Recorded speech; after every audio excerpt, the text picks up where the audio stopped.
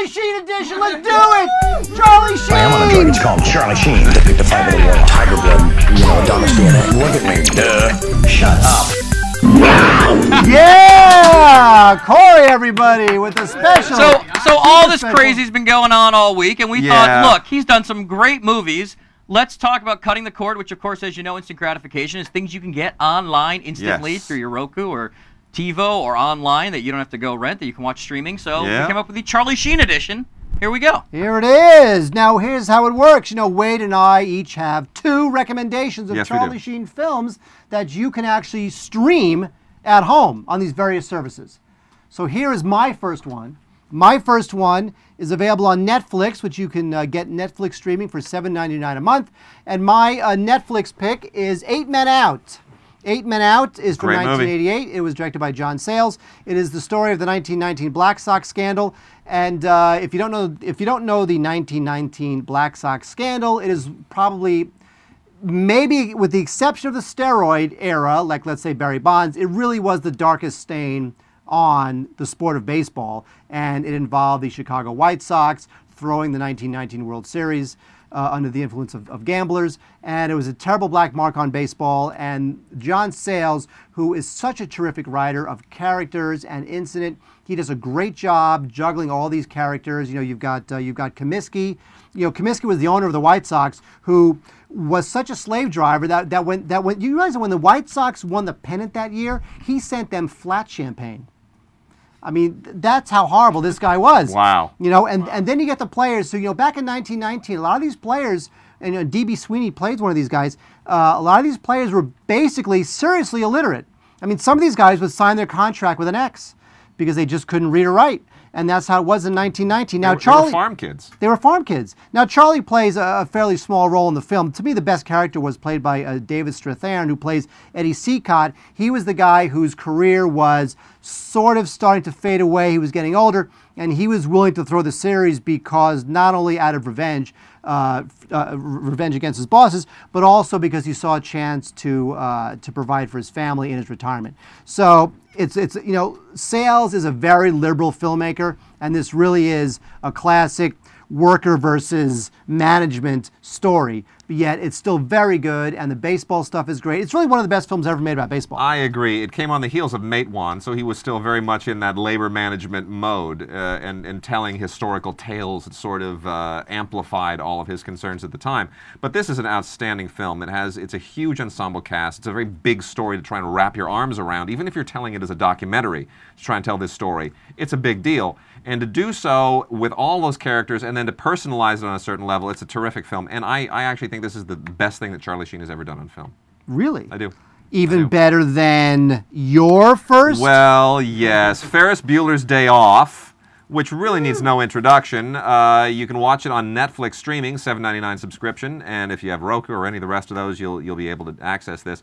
Ferris Bueller's Day Off was actually the first film that Charlie actually had a significant part in. It's only a cameo. It's right at the very, very end with Jennifer Grey, a fascinating little and very amusing incident, which in hindsight is kind of prophetic in a sad way. But no, it's not a Charlie Sheen film, but if you are kind of paying homage to Charlie and you're going back and you're retracing his career, this is a great way to start, and it's an endlessly fun film. John Hughes wrote and directed one of the best John Hughes films of all time. Matthew Broderick as the guy who plays Hooky from school, and you just go on a ride with him on that day off that is more fun than I think almost any movie ever made since. It is really one of the all-time great American teen comedies, and Charlie should be honored to have been a part of it.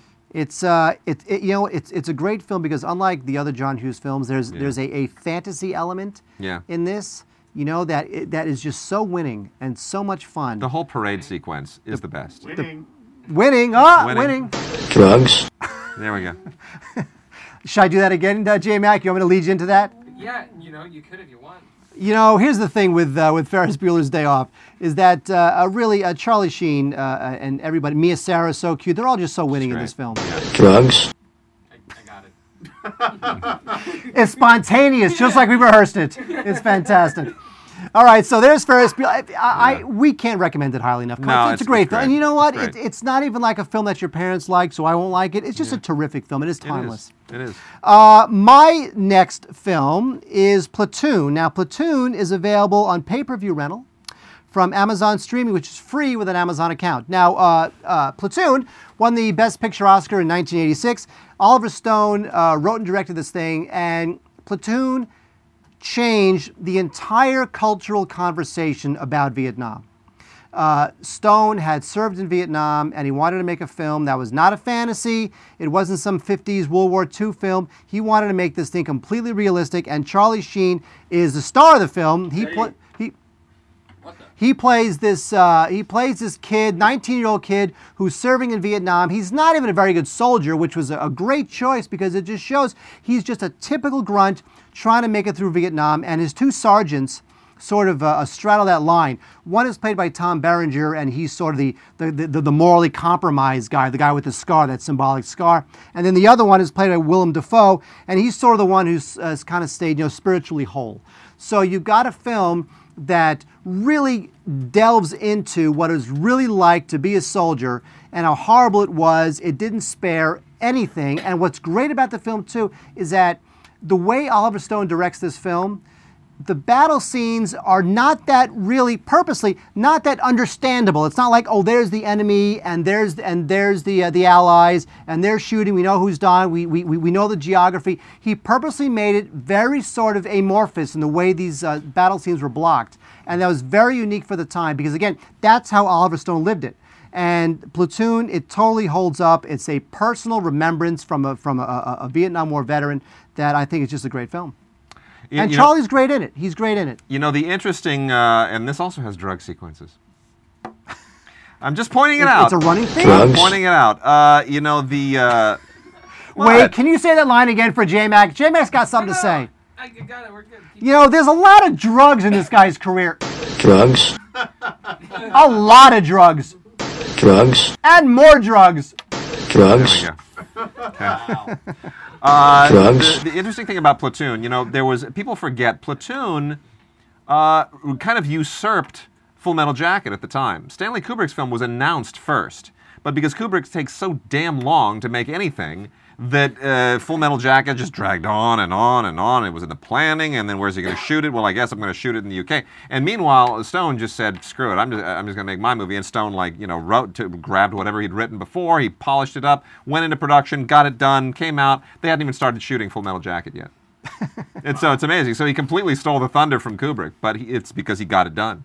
But you know what? The Oliver Stone one, I think that if Full Metal Jacket had come out first, I don't know that Full Metal Jacket would have led to that cultural change in our perception of Vietnam like Platoon did, because you got a writer-director who really lived it. He came at it from such a personal place that you felt on screen. And the other thing about Platoon and Charlie being in Platoon is that there is that connection to Apocalypse Now with his dad. And the thing is, I remember when we were 12 years old. That's when Martin was making Apocalypse Now, and it was interesting. It's always it's funny to think back when being at school and Charlie would say, "Yeah, my dad's making this Vietnam movie," and we're like, "All right, Vietnam movie, whatever." And here and it becomes legendary, and then he goes on to make one himself, and Well, not only did Martin Sheen make the Vietnam movie, he had a heart attack. Yeah.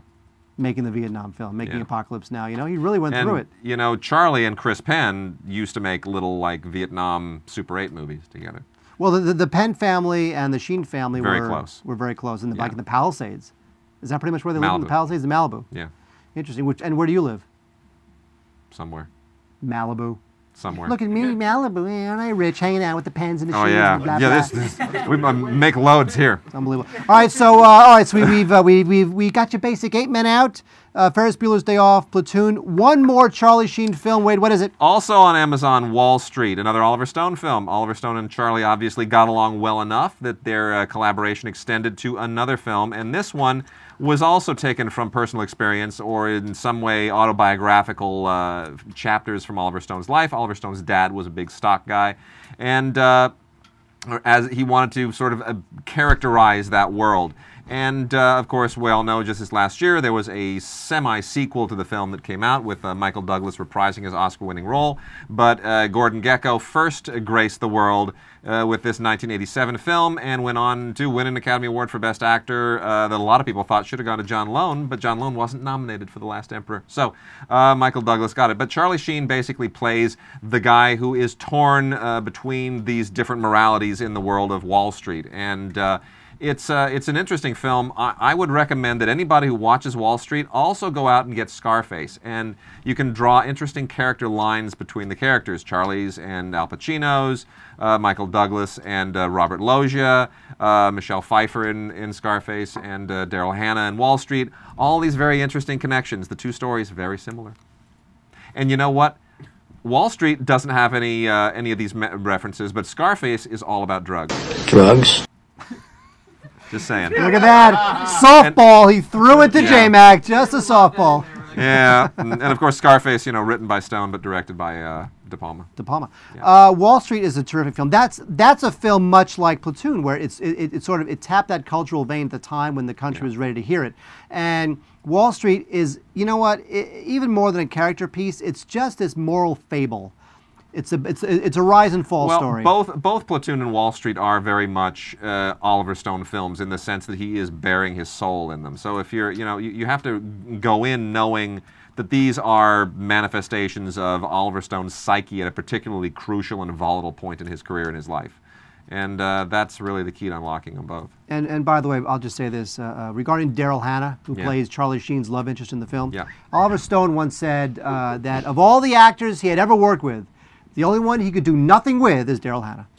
And yeah, she's in Blade Runner and does a great job. That's true. You think she'll show up in the Blade Runner sequel? I think she'll direct the Blade Runner sequel. That'd be cool. All right, so there you go. So those are your cutting the cord instant gratification picks. Charlie Sheen edition, Wade. Very special edition.